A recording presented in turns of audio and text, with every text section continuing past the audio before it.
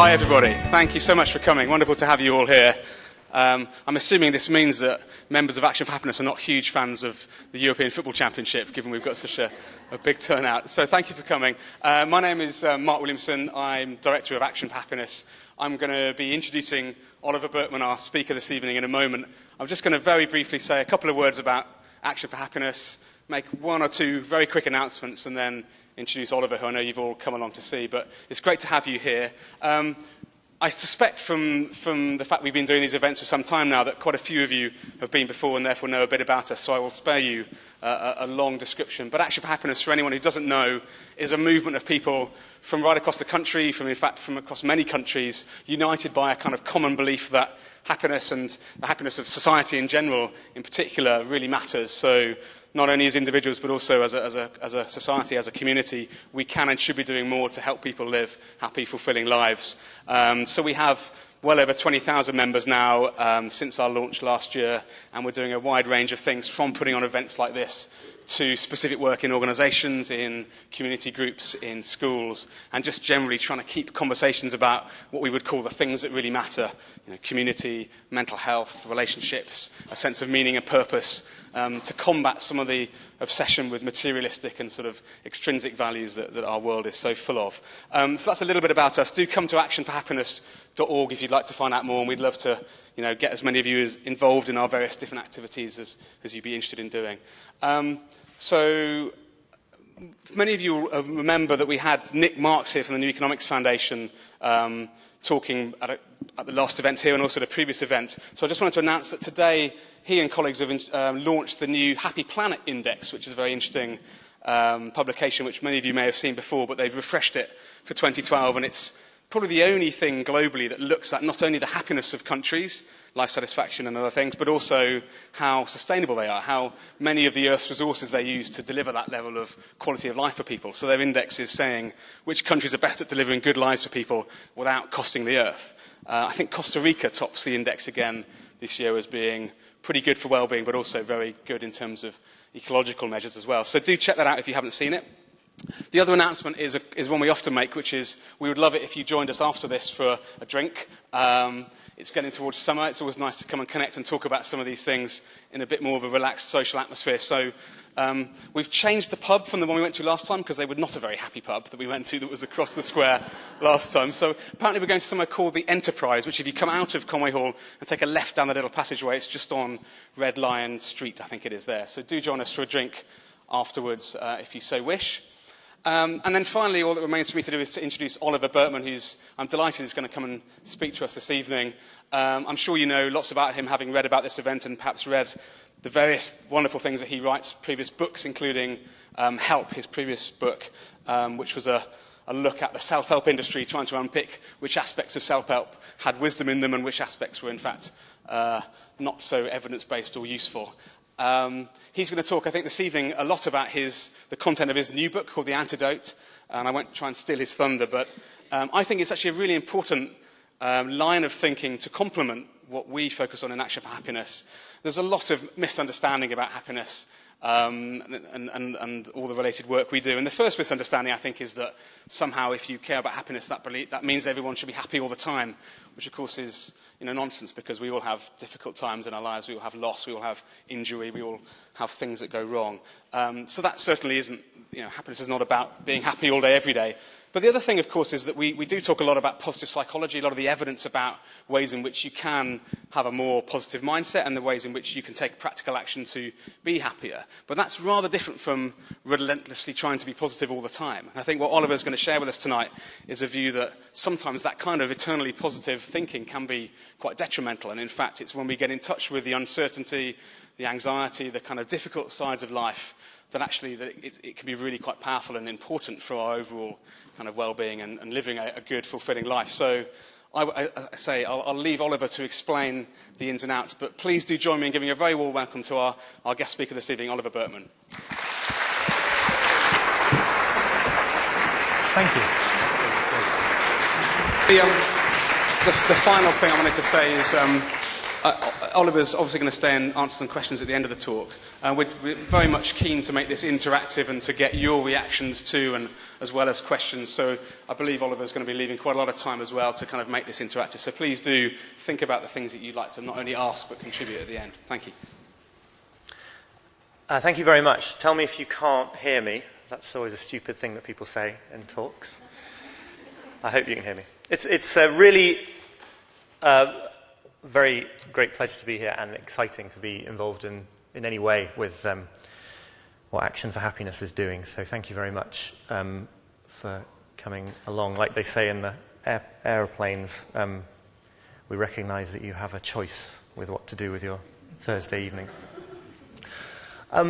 Before I begin the sort of meat of what I wanted to talk about today, I just wanted to recall something that I think could serve as a kind of epigraph to what I'm going to say. Several years ago, I went to interview the famous and famously cranky psychotherapist Albert Ellis, that probably quite a few of you here will know something of. And he was 93 years old at the time. He's since died. And we met in Manhattan in his apartment on the top floor of what he called the Albert Ellis Institute, because he didn't go in for false modesty.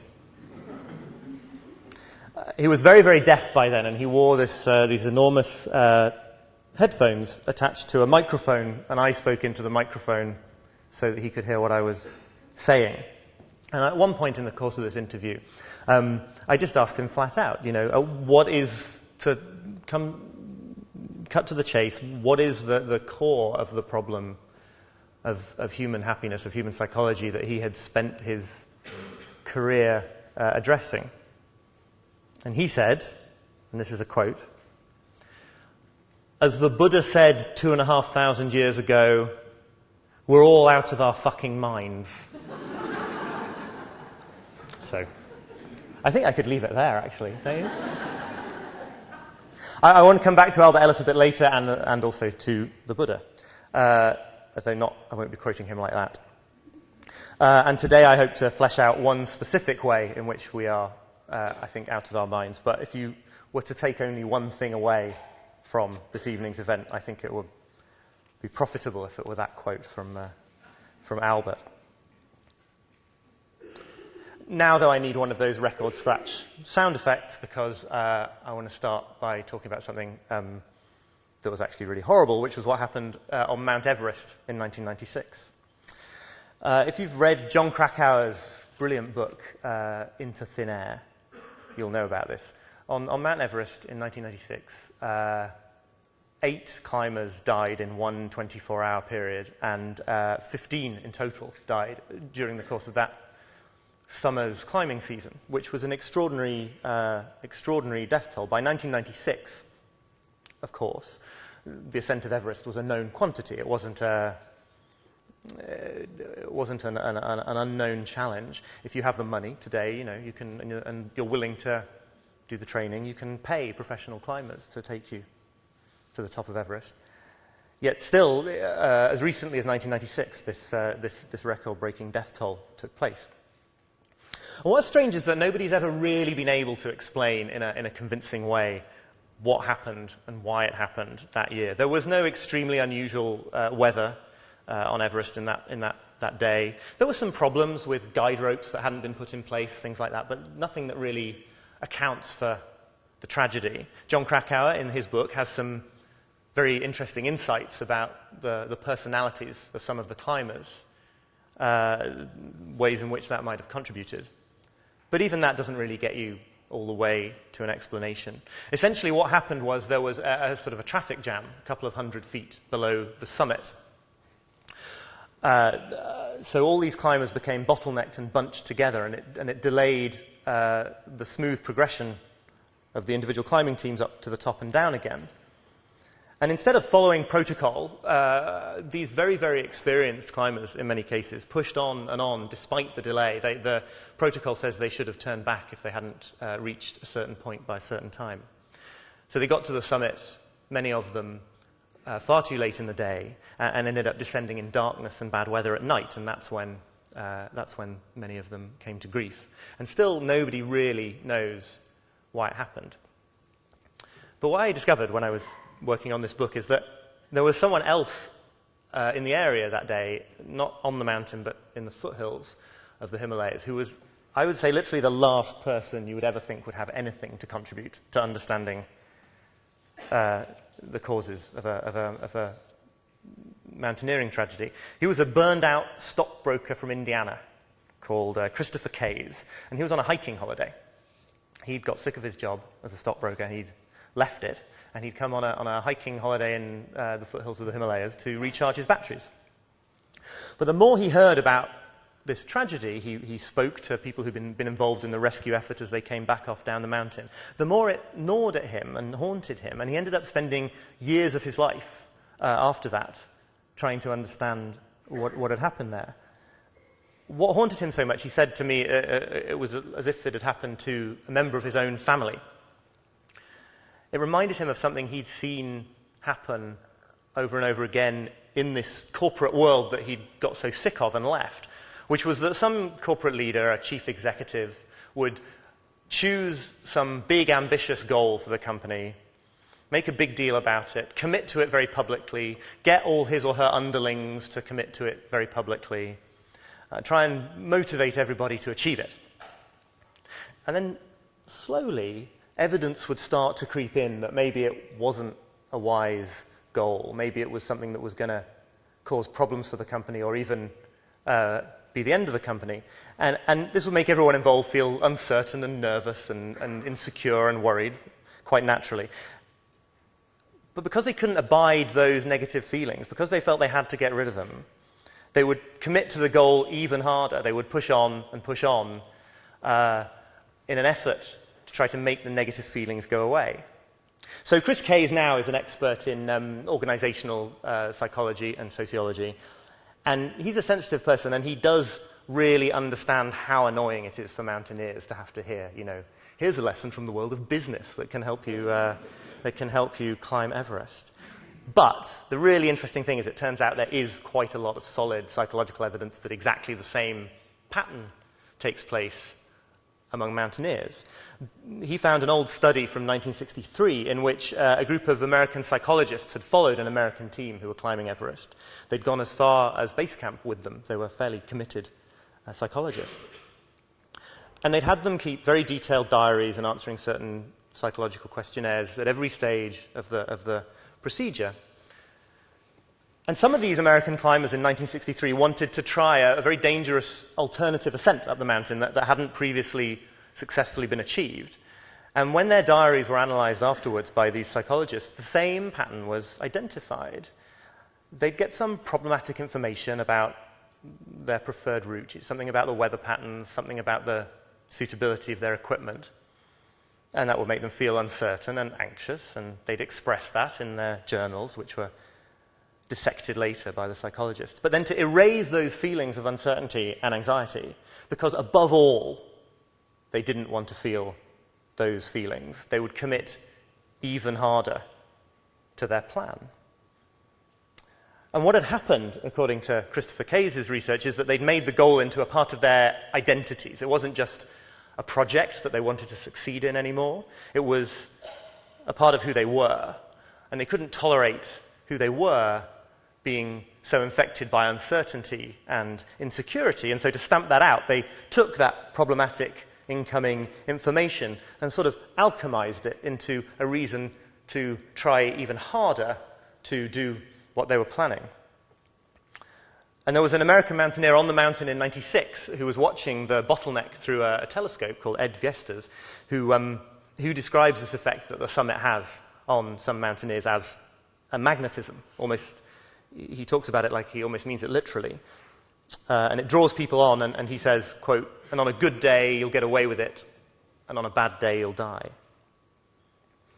Now, those 1963 climbers did actually get away with it in the end, and we'll never know for sure if Chris Case is right about what happened in 1996.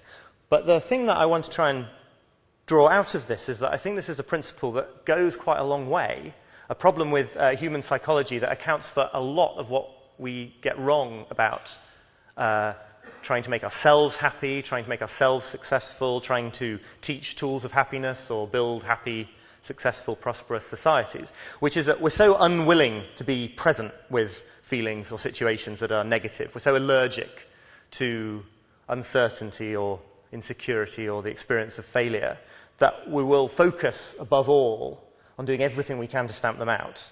But then in stamping them out, all too often, we make things worse and end up bringing about exactly the scenarios we've been trying to avoid. So what I've been doing over the last few years, mainly for this book, is to explore the opposite of that, to this idea of what I've been calling the negative path to happiness and success. The idea that actually, without wanting to contradict the founding principles of Action for Happiness, often what we need to do is turn towards uncertainty, embrace failure, even pessimism, and just more generally the power of negative thinking. Now, in the field of happiness and well-being, which I know a lot of you are actively involved in, I think the most obvious offender here is the sort of old-school culture of positive thinking and motivational seminars. I think you can see that whole tradition as an attempt, basically, to stamp out negativity at all costs, to assert the primacy of positivity. And I think that what we're seeing in lots of the happiness research now is that very blunt approach, that positive thinking approach, doesn't work. Early on in the research for this book, I went to one of these motivational seminars. It was 15,000 people in a basketball stadium in southern Texas. One of the speakers, the keynote speaker was ex-President George W. Bush, speaking about how to be a success. And I'm not saying anything. Another speaker there was the founding pastor, the founding minister, I think actually, of the largest church in America constructed entirely out of glass. And the pastor of the largest church in America constructed entirely out of glass told us that if we wanted to succeed, what we had to do above all was to eliminate the word impossible from our vocabularies. Focus on the positive, stamp out the negative, and you would succeed.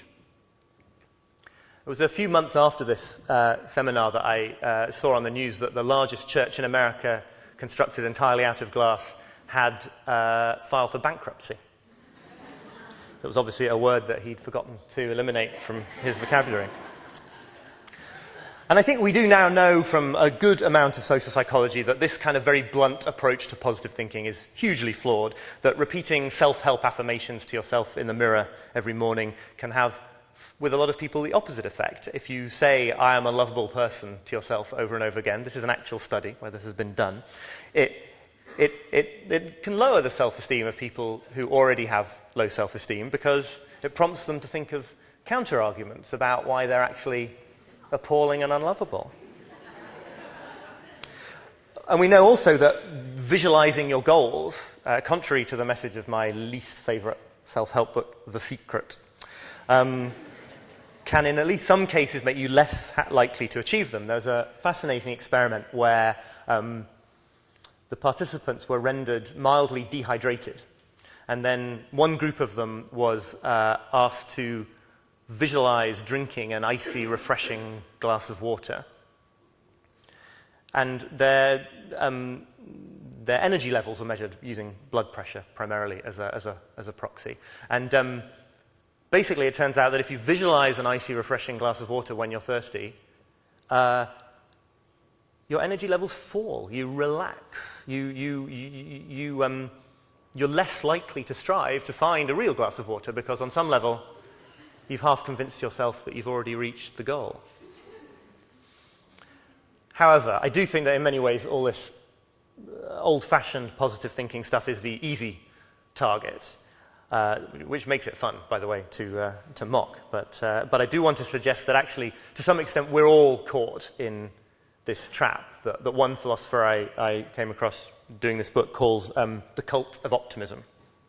This idea that happiness can only mean stamping out the negative and asserting positivity and optimism at all costs, and that this doesn't work. It often has the reverse effect. It's summed up in a lovely quote that's often attributed to Edith Wharton. If only we'd stop trying so hard to be happy, we could have a pretty good time. I think it's really in keeping with the spirit of imperfection and failure that I'm trying to talk about here, that it turns out that quote wasn't by Edith Wharton at all, but hundreds of people on the internet think that it was her. I'm glad I discovered that a couple of weeks before my book went to the printers rather than a couple of weeks afterwards. And I think it's just important, just as a sort of side note, to say that I'm not, at this point anyway, talking about any specific definition of happiness, of the end goal that we're working towards here, whether individually or societally. You know, you may be completely convinced that happiness is all about forgetting about yourself and helping other people, or you might actually say, no, I want to make $60 million from my new iPad app that has a silly name and be really rich.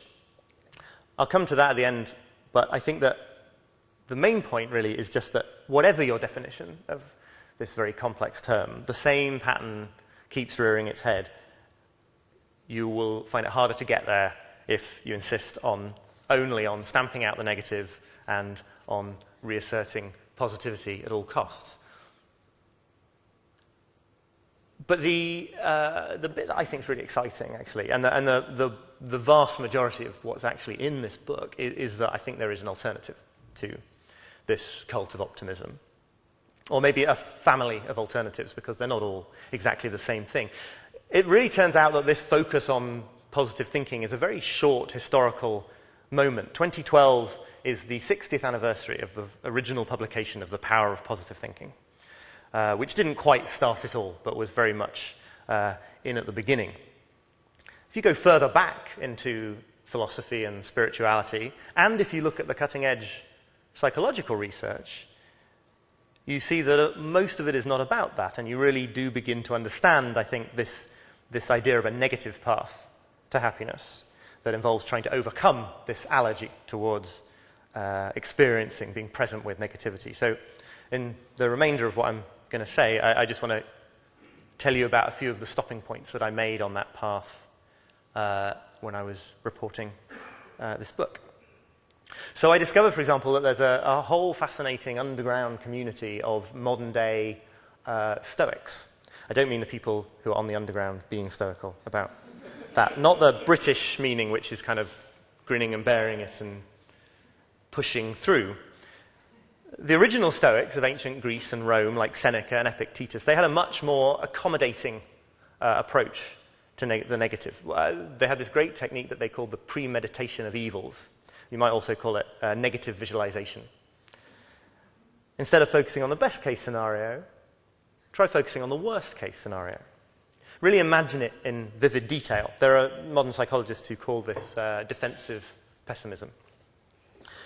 Because you see, the problem with what we usually do when we're worried or anxious, I think, is that we try to reassure ourselves or whoever it is who is worried or anxious. You know, you try to say everything's going to be fine.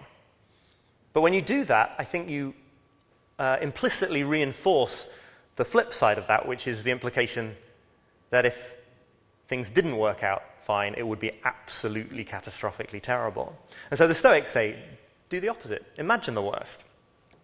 Normally, if you fear losing your job or losing a relationship or something like that, I think we tend to just instantly flash on being destitute or dying or living a life that's completely miserable from the day that thing happens to its end. But if you vividly figure out the worst case scenario, if you do this premeditation of evils, then you learn that, you know, it might be bad, it might be really bad, but it's not going to be infinitely bad, because that doesn't really make any sense when you start to put some detail into the picture. Albert Ellis used to say, this quote doesn't involve any swear words, he used to say that the worst thing about any future event is, quote, usually your exaggerated belief in its horror. If you practice the premeditation of evils, you give this some limits, that the sort of bottomless anxiety goes away. At the same time, Seneca points out, has another benefit, which is that it'll really enhance your appreciation of what you have. We hear all the time today about how important gratitude is in happiness, but for people like me who aren't necessarily natural bouncing optimist, it can be difficult to remember that. Seneca says one way of doing it is to imagine that everything you have, all your cherished relationships and cherished possessions, imagine losing them. He says you should look upon your closest relationships, quote, as though they were one of those things that cannot be, not as though they were one of those things that cannot be taken away, but as though it was a jar or a crystal goblet. So fragile and cherishable. Or you can even deliberately bring the worst case scenario on as a way of understanding that it's not as bad as you were fearing. Albert Ellis used to say that if you're really scared of embarrassing yourself, you should do one of his exercises that involves deliberately embarrassing yourself. He gave me this exercise to do, which involved travelling on the tube and just literally speaking out loud the name of each station as you came to it. It's weird how awful this is as an idea, because it's kind of helpful, isn't it? I mean, you're not shouting abuse at people. You're telling them the name of the next station. I mean, I know there's a voice that does it as well, but it's not. It shouldn't be as embarrassing and as humiliating as it sounds. And guess what? I did it, and it isn't. So, it is kind of horrible. But you don't explode or get arrested or get attacked by people with knives. You know, it's like it's bad, but you understand that it's bad in a limited way, and the anxiety disperses, and you end up feeling great. Actually, it's quite strange. I think, obviously, to change tack a little bit, Buddhism has a very obvious place on this negative path to happiness as well. You here won't need telling that mindfulness meditation is all the rage these days. And so in the interests of journalism for this book, I went on a week-long silent meditation retreat in Massachusetts, a place called the Insight Meditation Society, where I had to get up at 5:30 every day in the morning and watch my breath in silence for about 9.5 hours in total through the course of the day. And at first this is a total nightmare, because you realize that when you try to make your mind really calm and tranquil, all you see is how incredibly noisy it is in there all the time. For the first 2 days almost of this retreat, I had almost nothing but the lyrics to the song Barbie Girl by Aqua going round and round and round in my head. But I swear I have never liked the song, I've never owned this song, I've never seen them live, but it just would not leave.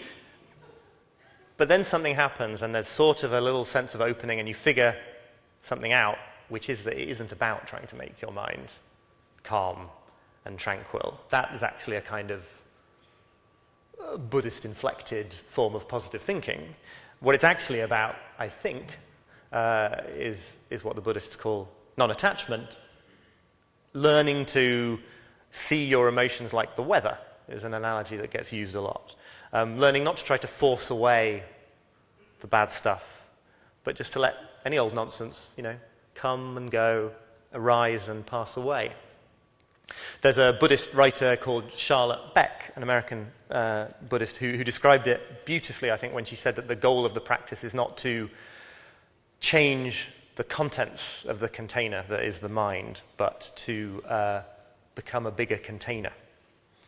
I think this is quite similar to the ideas of acceptance and commitment therapy that seems to be going places today. And it's not about passively accepting bad situations or passively accepting inequalities or abusive relationships or anything like that. It's just about not trying to fight the emotional weather that comes along with those experiences. And then third and final example of this negative path, I think a really good one, is this long-lost tradition of Memento Mori. This idea of building in constant reminders of your mortality into your daily life. I think death is kind of fairly obviously the ultimate example of a negative thing that we can't bear to think about, try to stamp out, hide behind closed doors, only to find ourselves completely unprepared for it when we encounter it and to have missed out on the value that it could have given to life.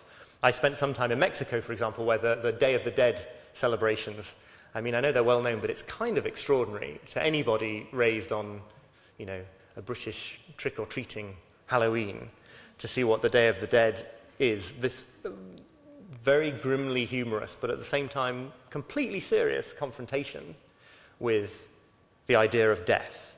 In offices in Mexico City, people write poems to each other about how their work colleagues might eventually die. In the more traditional areas, in the rural areas, there's a tradition of sitting up all night in cemeteries, just sort of drinking tequila and hanging out with your deceased relatives. This used to be a lot more common as a tradition. There are, as you know, old traditions in art of including an image of the skull of the patron of the artist in the image as a reminder that he was going to die as well. And there's now really interesting psychological evidence that these reminders can be a good thing, even subliminal reminders. There's a fascinating study where the researchers stopped people and questioned them, some of them walking through a cemetery, some of them a few streets away, nowhere near a cemetery. And they talked to them they asked them questions about the importance of helping others to render this topic salient in their minds. And then when the interview was over, one of the researchers sort of dropped her notebook and all her files on the path. And let me get this right, the people who were walking through a cemetery and who had what we assume is a subliminal reminder of mortality were 40% more likely to reach out and help and put themselves out in order to help someone else, the researcher, pick up her notebooks. And then, above all, it's more of a cliche, but I think it's an incredibly true one and a cliche for a reason, is the idea that an awareness of mortality tends to focus life on what really matters. There's that very, very famous line from Steve Jobs that has been, for obvious reasons, doing the rounds in recent months, where he said, almost everything, all external expectations, all pride, all fear of embarrassment or failure, these things just fall away in the face of death, leaving only what is truly important. Remembering that you're going to die is the best way I know to avoid the trap of thinking that you have something to lose. You're already naked. So that's just a taste of what I found on what I'm calling this negative path. I think the thing that I want to emphasize about it really is that it isn't just, in my mind, it isn't just a sort of high-flown way of reaching some rarefied state of spiritual realization or something. These are sort of intensely practical ways both to approach life and to approach worldly things like, trying to make a lot of money if that's what you're trying to do. Because if you look at studies of successful entrepreneurs, I looked at a few for this book, often what you find is a couple of things. Firstly, they use the premeditation of evils as a tool for making decisions. It's a great tool for making big life decisions. Instead of trying to convince yourself that something's going to work out, you ask yourself, how bad would it be if it didn't work out? And if the answer is, well, copable with, then that's your answer. Take that risk. They also, you'll find that a lot of these people in a lot of these studies have not set firm goals and then very, very stubbornly pursued them year after year to try to make the world into the way they envision it. That's a sort of cliche I think we have about a lot of people who are successful in a visible way. What they actually do, time and time again in these studies, is behave like you would if you were coming home after work and you wanted to cook dinner. You look in the cupboard, you see what's there. You don't set out, first of all, with a very, very detailed recipe and try and force it through. So they would look at what skills they had or had access to, what materials they had, what ideas were floating around, and then they'd start constantly revising their direction, constantly able to tolerate uncertainty, to change their end point from one day to the next. Not thinking super positively about where they were going, but being able to coexist with negativity about it. And finally, these Buddhist ideas about non-attachment as well are just a great way of overcoming procrastination, which when you write a book, you have to learn over and over and over again. Because if you tell yourself you've got to feel motivated, like all those motivational speakers so often do, it sounds good and sometimes it's helpful, but a lot of the time what you're doing is actually reinforcing this idea that you need to be in a certain state of mind before you can act. So instead of getting yourself closer to acting, you've inserted this extra hurdle that you've got to get over. You've got to, first of all, deal with cultivating your emotions into the right kind, and then you can act. And the most powerful line I ever read about this was just that the observation that you don't have to feel like doing something in order to do it. You can feel the negative emotions, and you can also act. You don't need to squelch them. You don't need to change them. They don't need to stop you acting. Both things can be true at the same time. And then you just move forward in this very imperfect, ambivalent, uncertain way. There's a really lovely quote that I have used before, so I apologize if anyone has read me using it before, from Anne Lamott, the writer, about perfectionism. And I think it's apt here because I think this sort of cult of optimism that I've been talking about is a kind of perfectionism, a happiness perfectionism. And she writes, quote, "Perfectionism is the voice of the oppressor, the enemy of the people. It will keep you cramped and insane your whole life. I think perfectionism is based on the obsessive belief that if you run carefully enough, hitting each stepping stone just right, you won't have to die. The truth is that you'll die anyway, and that a lot of people who aren't even looking at their feet are going to do a whole lot better than you and have a lot more fun while they're doing it." And I think when we can't bear negative emotions and experiences, we focus all our efforts on stamping them out. We're falling into this trap and we're bringing about exactly what we don't want. So that's the main point I wanted to make in what I was saying, but just very briefly, I think it is worth going one step further and saying that I think when you follow this negative path to happiness all the way to the end, this is very much stuff I'm thinking about rather than any kind of definitive conclusion, I think you do find that you have to start reassessing your ideas about what happiness is and what that word means. It's something that begins to go beyond ideas of negative and positive. It's not about replacing the positive with the negative, but transcending this dichotomy. It begins to become clear, I think, that what we're really talking about often when we talk about real happiness is something more like authenticity, seeing the world as it really is and interacting with the world as it really is, feeling the emotions that are involved on both sides of that coin, rather than deciding that you're going to rule out half of them from the beginning. Just a more real way and more authentic way to be alive. Because if you think back to the mountaineers, part of the argument was that they were stamping out negativity because this goal had become part of their sense of self. And notwithstanding what it says there, I think that actually there's more and more mainstream acceptance now for this idea that goes way back, of course, in Buddhism and other traditions, that this idea of the self is in some sense a mistake or an error or just not the whole story. There's something suspicious about it. And that maybe all this positivity, this cult of optimism I've been talking about, is a way of shoring up that sense of self and that sense of separateness. Alan Watts, the great 1960s popular philosopher who I also write about, wrote a little book in 1951 called The Wisdom of Insecurity. And in that he argued that our feelings of insecurity actually arise from our efforts to make ourselves secure. It's all this fortifying the sense of the I, of the me, that then,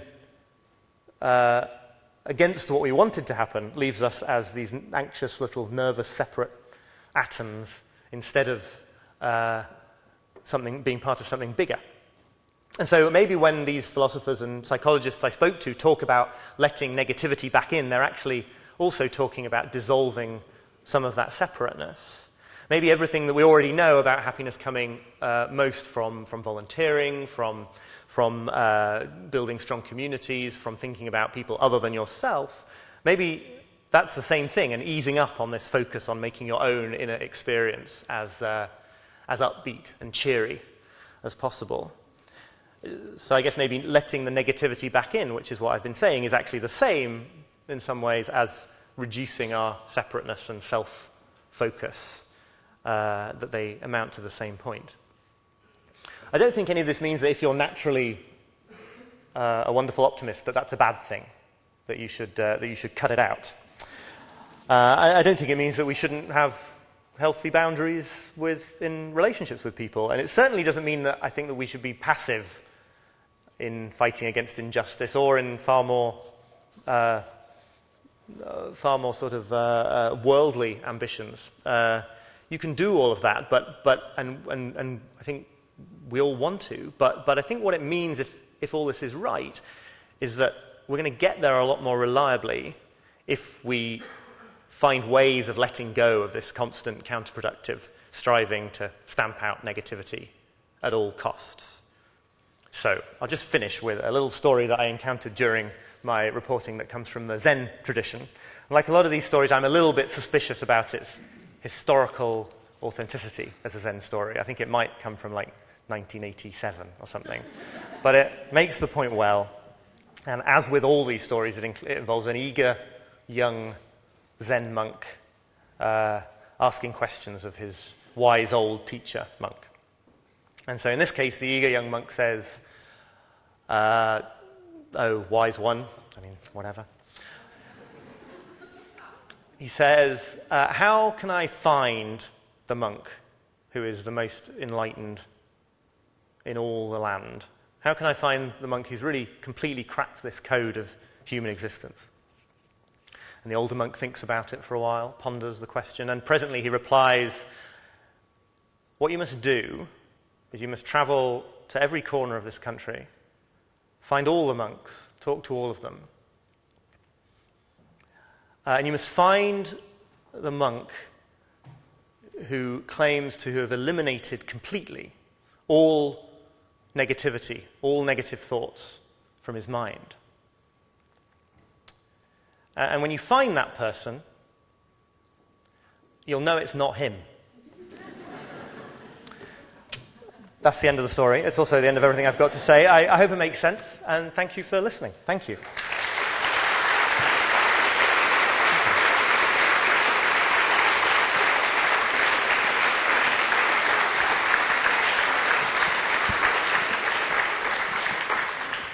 Oliver, thank you so much. So much food for thought there, I hardly know where to start. One thing before turning to the audience that I was keen to ask you is, you've obviously done, both with this book and previous work, quite a lot of road testing of ideas yourself to understand the things that do and don't work and so on. What would you say, from a personal perspective, have been the things that you found have been most beneficial or transformational for the way you approach your own life? Can you give a bit of insight into what's really stuck with you? That looking at the worst case scenario thing, I do that about 5 times a day, I think. It's really useful, and I know it sometimes can sound downbeat and sort of. Can you give us a recent example? Well, I mean, it's a very boring example, but in planning my day so that I knew I would get here on time, I would think about all the different links in it and make sure that it was all going to work out. But I would also at the same time think, okay, so how bad would it be if I wasn't here to deliver this talk on time? No, it would be really bad. I'm not taking that lightly. I'm not treating you with contempt. But it also wouldn't be like being waterboarded, you know? And it would be, and I think that is the jump that people make far too easily. I mean, obviously, many people in many parts of the world and in this country are, in specific cases, going through absolutely hellish things, but the rest of us aren't, and yet act or feel as though we are on a very regular basis, I think. The more serious answer to that question is that meditation is kind of awesome, and I'm really still only exploring it, but it is kind of amazing. Would you do another week of complete silence? I think I would, actually. I guess I've committed myself now. As a father of 3 children under the age of 6, I would happily take it. Anytime. And then you talked about at the beginning about the sort of, the risks of, throughout, in fact, about the risks of forcing positive thinking. Do you think in some of these, what you've called negative paths, there might be a risk of the opposite, in that encouraging people that are potentially in lower psychological well-being, at risk of anxiety and so on, to encourage them to do something like this worst-case scenario? Could that actually be quite detrimental for their well-being, do you think? I'm sure there are specific cases where, if you were in the role of a therapist recommending certain things, you'd want to take care. I mean, I was always amazed, looking at Albert Ellis's stuff, how far he was willing to go with people at pretty low points, because he was confident that actually once they got there, it would work out. I don't want to make light of that, but I do think it's important that we are looking largely at endpoints to something like the same goal. So it isn't that people are too upbeat and we've got to take them down a peg or two. It's that this might be, for many people, a more effective route to that very admirable endpoint. But yeah, I mean, horses for courses, absolutely. Yeah. Right. Okay, let's open it up. Show of hands, who'd like to ask Oliver a question? First one I saw was the gentleman at the back here, I think. Hi. Hello. Hi, my name's Kai. This is less of a question, more of an affirmation of what you were talking about, because I just empathised with a lot of the stuff you were saying, like, being on the tube, counting the stations and not being embarrassed by it. It's how many times you fall over and hurt yourself and then realise actually it wasn't that bad, that makes you realise that, it's possible to achieve greater things, and focusing on the negatives is always a really good positive, because how bad can it be? And then when you realise you've had a couple of bad turns, it was pretty shit, but you move on and it's less shit the second time. Yeah. And the negatives are the positives. So weighing up and measuring stuff is really a true form, and the goal orientation and, wanting to do these things. And it was a good speech, so I enjoyed it. Thank you. Thank you. Less of a question. And one here, and then another one down the front here. We've got two microphones, I think. So if you just wait for the microphone to come to you. Sorry, so the first one was... Actually, let's take this one first, because you're nearer, maybe, and then Catherine, there's one here, just in the middle. Hi. Having grown up... Oh, sorry. Hello. Hi, sorry. Having grown up with authentic Indian cuisine from my mother, I was really surprised when I went to my first Indian restaurant and how inauthentic Western Indian curries are. And I'm just wondering how much is positive thinking, you think, is a sort of misinterpretation of the authentic philosophy of Buddhism, and you mentioned Buddhism, but not yogic philosophy, and sort of embodied experience. I think it's a really good point. I mean, I talk a little bit in the book about the historical origins of the positive thinking movement, and I certainly don't want to claim to be an expert about the links between that and some of the older traditions. I'm primarily contrasting them. But there's a very, very interesting development where lots of these ideas get sort of taken around the time of... Well, I guess it's a lot of it is in American Christianity. A lot of these spiritual ideas get turned into ideas that are focused much more on happiness in the present, and then they get turned into this very sort of exaggerated form. But yeah, I think it's a good point. I mean, you do encounter, as very much as a layperson, you do encounter in reading about and talking to people who are very steeped in Buddhism, certain things that have a little bit of the shape of positive thinking, that are to do with focusing on good feelings and focusing on good wishes for yourself and for the whole of the world. And, I think in its place, that is probably not a terrible thing. It's very much that ripping it out of context and then pushing it all the way to the point where this mechanism, I think, or this pattern kicks in and it goes wrong. So yeah, I think it's a good point. It's a sort of half answer to your question. An imperfect one. I've always got that get out clause.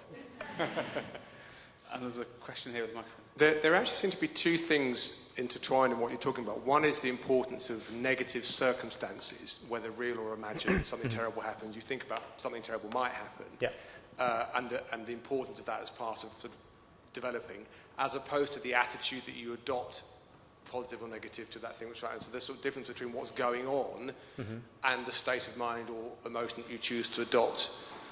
So clearly what doesn't kill you does make you stronger, but it's, do you see what I mean? There's actually two things going on. I'm quite interested in your views about the separation between the circumstance being not always being positive and the choice that you make about how you respond to that, whether it's in your imagination or when it really happens to you. You fall over in public, you talk in the tube, whatever it might be. I think it's a really, really good point. I'm not saying that I've necessarily teased that out in a completely consistent way, because I think they do interact in all sorts of weird ways. Part of what you're doing in the things like the Albert Ellis exercises, is using a negative situation in order to attenuate the negative response to it. In other cases, what you're doing is learning ways of just being in a negative situation without a negative response, and in still other ways, you're learning that the situation you're in is not negative, and that and that you can just learn to live with the sort of emotional component of that. I think it's a really, really interesting question. I think these different techniques and approaches take different stances on the connection. What it makes me think of, especially, is this Stoic idea that actually the sort of end point is tranquility rather than either excitement or contentment even, but a kind of something that has a certain kind of indifference in it, and that is a stance towards situations that is very different to some of the other ones. So I'm burbling a bit, but they're both there, and they do intertwine in complex ways. Well, one thing we didn't say, but of course comes out in the book, is that Ellis was, of course, one of the founders behind modern cognitive behavioural therapy, and that many in the room would be aware of that. But I think the point in the question there is, interestingly, the fundamental precept within CBT is this sort of ABC model that many use, where A is some adversity, some kind of externally bad thing, and B is your beliefs about that instance, and C is then the consequences as a result. And it's both a combination of the bad external conditions and how you choose to interpret them based on your beliefs that contribute to the outcome. So he, of course, has been, that is, many will know, is available now widely as part of the health service. It's a very well-evidenced therapeutic technique that leads to transformational impact on people with depression, anxiety. But that ABC thing, that is there in Stoicism originally, and I think it's all and in some of these other traditions, I think it all comes down to what you do at B. Yeah. And I think the positive thinking route is to say, well, because beliefs condition our emotional responses to situations, just make the belief as positive as possible. That's the sort of old positive thinking, maybe the early CBT approach, I don't know. And then the sort of step beyond that is to say, well, because beliefs condition emotional responses to circumstances, sometimes just realizing that and relating to the belief differently is more fruitful than trying to change it. But so I think it's all what you do at that middle point. So any more hands? Gentleman down here, and let's take one from this side, lady at the front over here as well. Hello. Hi. I've read somewhere that people's happiness levels are fairly consistent. So if they win the lottery or these external events happen to them, over a certain period of time they fall back or they move back up to where they were. Yeah. So you've done a lot of research on happiness. Would you say you're a happier person with all the research you've done and things you've learned? First of all, it's a famous study. I may be misrepresenting it slightly, but it's this idea that people who either won the lottery or who were rendered paraplegic were within some period of years, a small period of years, broadly back to their baseline levels of happiness. If they were happy people, they were still happy. If they were not happy, they were not happy. I think there's probably I don't start out from this as a very, very gloomy person, I don't think. But I didn't start out from it as a bouncing optimist, and I'm not one now. I think it did help a little bit. I think what it really, the way I think about that question is more that I have easy access to a whole bunch of tools and ways of thinking when those things happen. So I'm not going to be like, I can totally get wound up and irritated by things, but maybe I've got ways of it not lasting all day. I always worry for actual self-help gurus who say that they're preaching these methods of being stress-free because they can't get cross in public. because it will be damaging to their brand. So if you see me shouting at traffic warden outside or something, I'm still doing it, but I can get over it quicker. Of course, I have this problem doing the job that I do, running Action Happiness. You have to be happy all the time. I have to be. I mean, I think the word authentic is very important, but of course, when I have my inevitable frustrated moments, especially when I'm waking up in the middle of the night by crying children, my wife just looks at me sometimes and say, hey, "You don't seem very happy, darling." So the lady at the front down here. Yes. I work as a laughter facilitator and as a hypnotherapist. So Brilliant. A little bit of a dichotomy there. Yeah. But sometimes I wonder, really, if because in this society we're not appreciated if we really show emotions of sorrow, it's or anger or things like this, that we're not expressing those things well enough, and they are an inconvenience to other people. So we're prevented from touching emotional centres, and we are prevented sometimes from actually fulfilling very challenging situations that might happen to us because people want to come and support us. And although that's a nice thing, quite often it gets in the way of really going through that experience and giving us the happiness we deserve from fulfilling that time. And, sometimes things just become a little mediocre because we can't go deep into who we really can be. So that's just a thought. Brilliant point, yeah. It reminds me a little bit of that, the passage in Barbara Ehrenreich's book, which is very much a tirade against positive thinking, but where she talks about having experienced the sort of the fluffy, smiley pinkness of breast cancer culture, and not wanting to be part of this when she was in that situation, not wanting to be part of that particular flattening emotional sort of, you've always got to be happy and you've always got to look on the bright side, and tracing in her view the causation of that to partly just to make the reason that's there is to make other people feel not put other people in awkward, embarrassing emotional situations where you sort of confront real raw anger and sadness. I think on that example of cancer and Ehrenreich's book there's a really interesting difference between the way that you might tell somebody to be or want to be as an individual versus the way you would like to make other people actually genuinely feel. So I think from my reading of the evidence that there is some correlation between recovery from really severe illness, including cancer, and being able to feel positive and upbeat. If you can create the conditions where somebody feels good and connected and looked after and cared about and more secure that they have a path to recovery, that is undoubtedly good, if certainly neutral, but possibly good for their recovery. But of course, saying what she experienced, where somebody says, you have to feel positive, otherwise you're going to not recover from this, is of course one of the easiest ways to make somebody feel quite the opposite. So I think there's a difference between saying to someone, feel positive because you need to, versus trying to create the conditions where somebody feels positive. Actually. Absolutely. I mean, and absolutely, yeah. I mean, it's all to do with avoiding the oppression of certain forms of emotional, rather than Okay, we've got lots more questions. So let's take one from the back. So right at the back there, and then someone who's waving their hand incredibly high in the air here.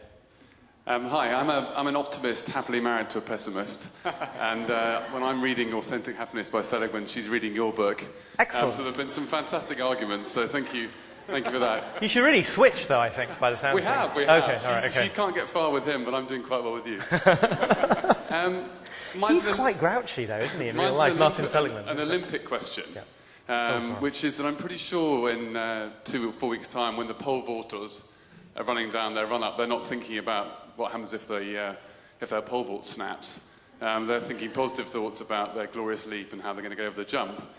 And I think a lot of huge advances in sports psychology have been made through visualization and positive visualization. And I wonder, you've compared business to your research, and I wonder what you take from sport, and there's lots of proof there that actually imagining and visualizing a good result from a tennis shot or a golf shot is more likely to allow you to do that. It's interesting because my understanding, I mean, this is not a book about sport, and I'm not, I don't want to pretend to be hugely up to speed with sports psychology, but my understanding from what I'd encountered was that actually there was some pushback against that, and that actually there is quite a lot of, there's quite a lot of sports psychology now, not about focusing on the worst case scenario, that's not necessarily an appropriate stance there, but about focusing on process rather than endpoint, and eliminating these thoughts about where things are going to end up, and focus on the sort of perfect implementation of the perfect golf swing.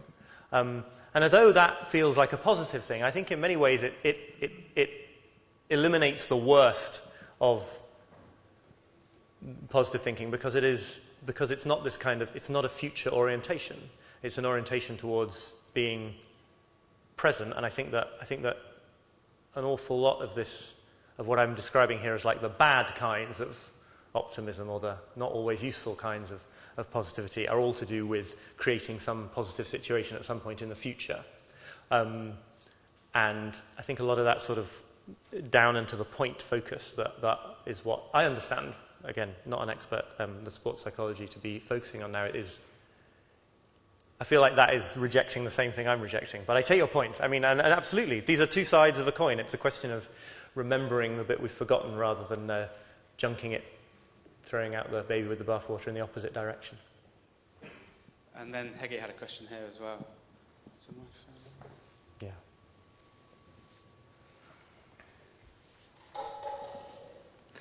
Hello there. As a recovering perfectionist, I'm finding that for years I was in my head so much. There was so much focus on the mind and intellectual mind work, to the point where I totally divorced my head from my body. And I'm finding, in the sense that by reconnecting physically and actually acknowledging my body and the groundedness of the mind in the body, it also connects me with nature and something bigger than myself. So there's something, I guess my question is, where do you see, what's your opinion on that? This loss of seeing ourselves as part of something bigger than ourselves, potentially this overemphasis on our will as human beings, and leaving it to mind work as opposed to the material body that we have, the nature that we're part of, the bigger systems, however far you want to go, however far you want to zoom out. How important is that in all of this? I think it's probably really important. I think it's a really, really good observation. It is, I think some of what I've been talking about connects in terms of separateness and connection. But I think primarily this book is more about the balance that this book is resetting is not quite the same balance. That's another book, and it is some other books. It's profoundly important, and obviously a lot of I focused here on the side of, for example, meditation that is in your head, but a lot of it isn't. A lot of it is to do with feeling every step while you walk very, very slowly across a cold wooden hall at 5:30 in the morning.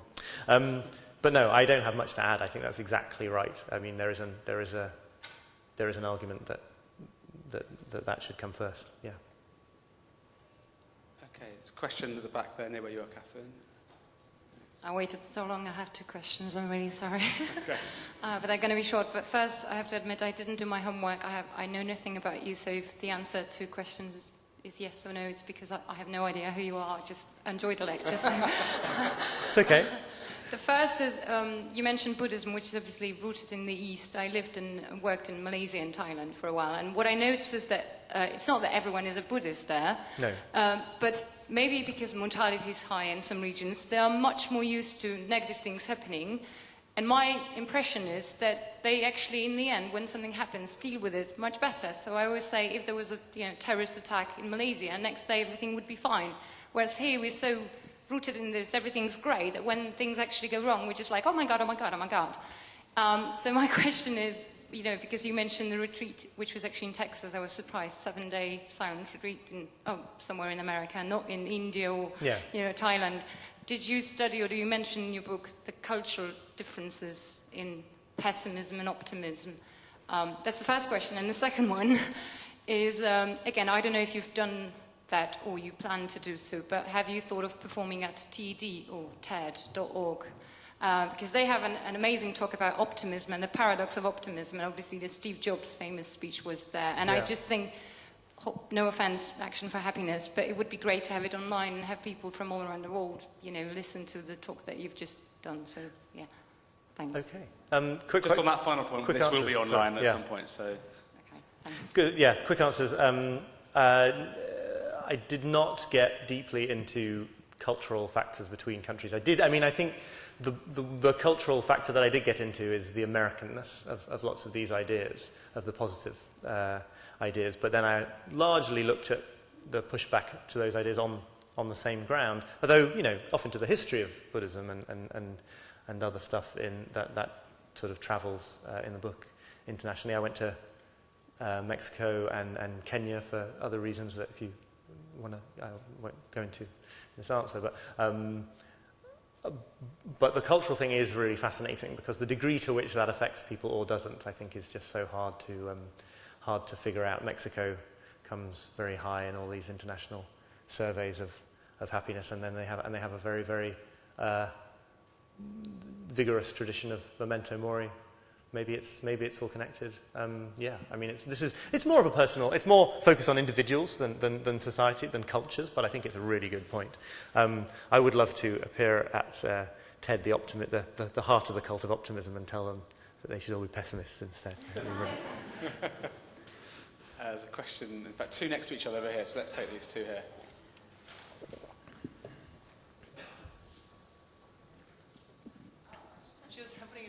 Up for me. That's very nice of her.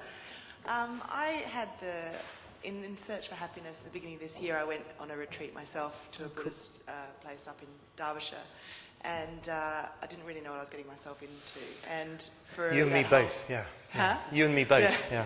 But every day we went through a different stage of basically a chapter of the reasons why we should be following the path of Buddhism.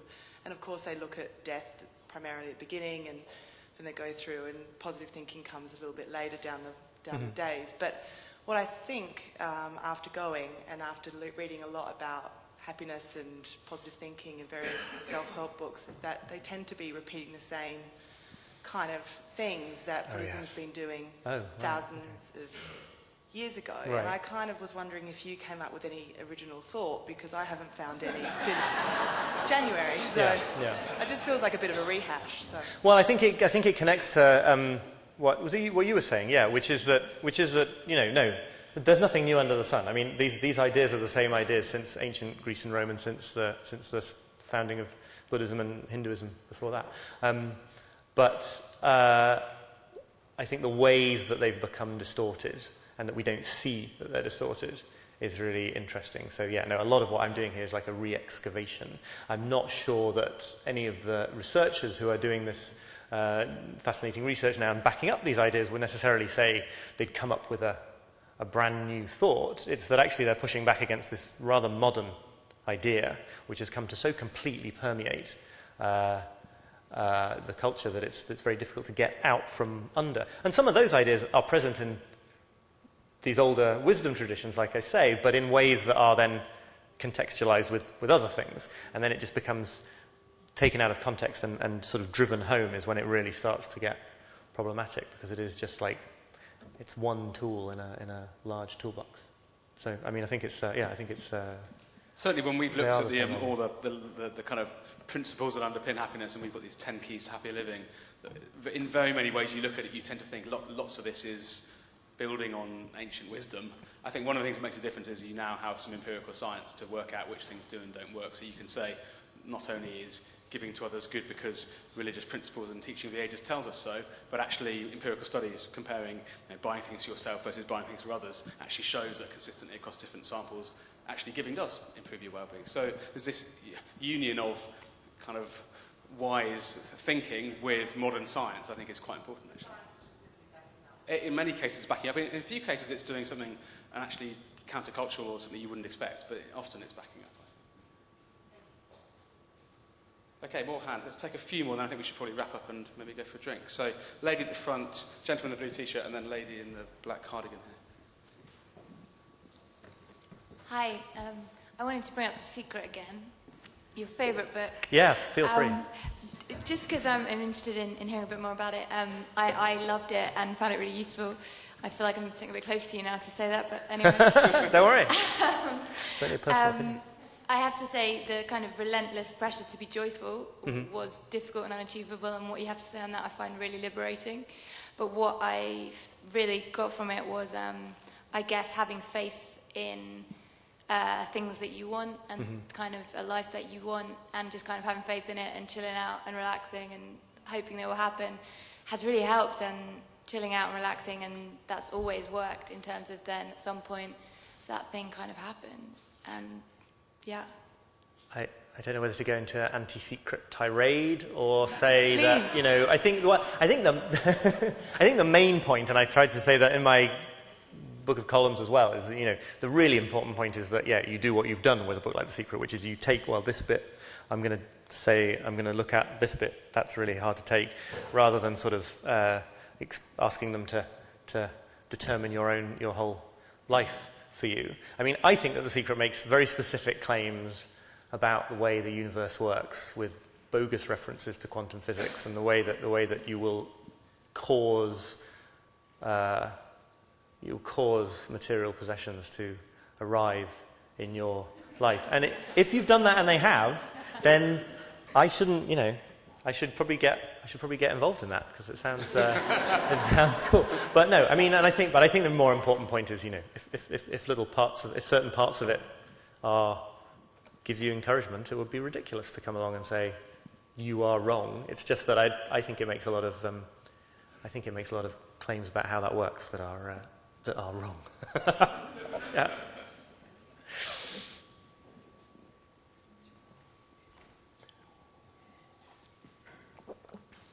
Hi.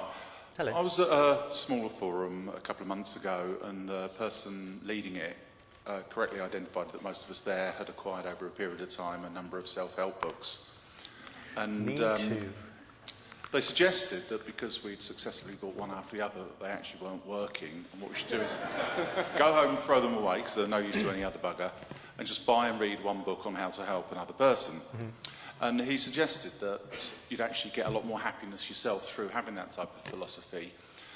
And what I've found since I've been giving that some thought and actually tried to put it into practice in my own life is what you do is you can dwell on somebody's problem for the relevant period of time, whereas when we dwell our own problems, I mean, you wake up with it, you have it in the shower through the day, and you mash it around, you exaggerate a lot of things that you've just said. But what was occurring to me is that in focusing on the negative, if we're working with other people on projects, or whether we're helping the neighbour with that, have you got any commentary on how these principles could be applied outwardly rather than just inwardly? Well, I think there's lots to be said about it. It's not what I've focused on today, but I think there's lots to be said about, you know, for example, the role of goal setting, the role of the experience of failure. You know, these have a very strong, very obvious sort of applications in group settings. I guess that you know, there's nowhere in this where I say, like, what you really should do is try and be as miserable as possible. Like, that is not the point that is here. So the first thing I would say is that I hope that if I'm right about, and the people I talk to are right about things there, that actually just make you that if those people's ideas are correct, they might be the kind that make you into a sort of better, you know, you'll get along with people in that group setting more. And then what I was saying at the end of that talk, you know, I think fundamentally it all is about other people, really. It all is all about the sort of diminishing of these separations that positive thinking and other things sort of struggle so hard to put up, these fortifications. It's not much of an answer, but I hope it. I mean, one thing I can't resist saying is, of course, one of the principles behind Action for Happiness is this idea that we get. Come to these things. That's the answer. Yeah. And I think that's really important. But just a practical thing, which I think the point is making really nice, is Time to Change, the mental health campaign. We're doing some work last week with a new campaign on being able to ask people who are struggling with anxiety and depression and feel comfortable. I think a really nice, building on Oliver's point about being comfortable talking about difficult things, is when we can reach out to others we know might be struggling and just say, how are you? Tell me about it, and just be there to listen, as opposed to prescribe or ignore or pretend it's not happening. So I think being willing to talk about the difficult stuff with other people is a really good example of that. Got one more, or what's? Yeah, there's one final one here, unless there's any other burning, waving hands in the air questions. Lady. Okay, there is one. Vanessa. Okay. Thank you. You've talked quite a lot about some of the science behind what we've learned about what does help with well-being. Mm-hmm. And of course, one thing that depends on is how you decide to measure well-being. Yeah. And I'm interested in what you think about what are the good and less good ways to measure well-being. What has your study taught you about what's valuable to pay attention to? I think, one thing people have a common response in a sort of initial way to some of these studies is, well, you can't measure happiness. I mean, that's a ridiculous idea. So some people would say, and you're not saying it, I know, but some people would say, well, there's no point in any of that science.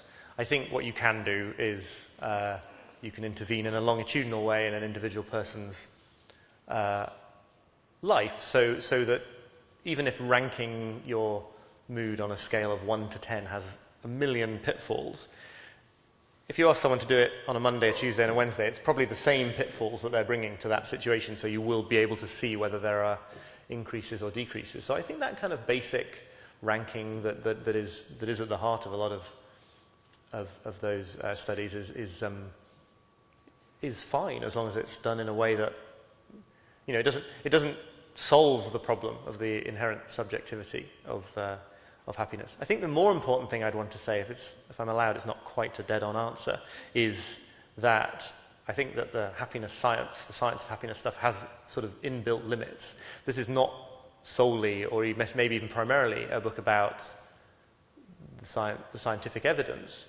And I think that the scientific evidence is really useful and interesting and informative, but I think there does come a point where you have to say that science, which is inherently third person, which is inherently about gathering data that can be shared, has to stop at the threshold of subjective experience, that there is only so far that any sort of science that's worthy of the name can go into a lot of this, because it always has to find a way of turning it into measurable and comparable data, and there are aspects of being oneself that just aren't susceptible to that. Okay, final question here from Vanessa. Well, it's more thanks, actually. So Vanessa King, I lead on positive psychology for Action for Happiness. Okay. But Oliver, thank you very much for this, because actually what it's doing is really kind of showing us that there's no one answer. I think actually for me, what you're doing is saying we've got to embrace the mess, really, and there's no right answer. Both philosophy, religion and science give us clues to things that can work, but it's different for all of us, and it's different for each of us at different points in our lives. So we do have to sort of embrace the sort of mess of what it is to being human, and stop seeking black and white right answers and explore a little more. So thank you. A very good note to end on. Thank you for that, and thank you all for being here, and join me in thanking Oliver for being with us this evening. Thank you.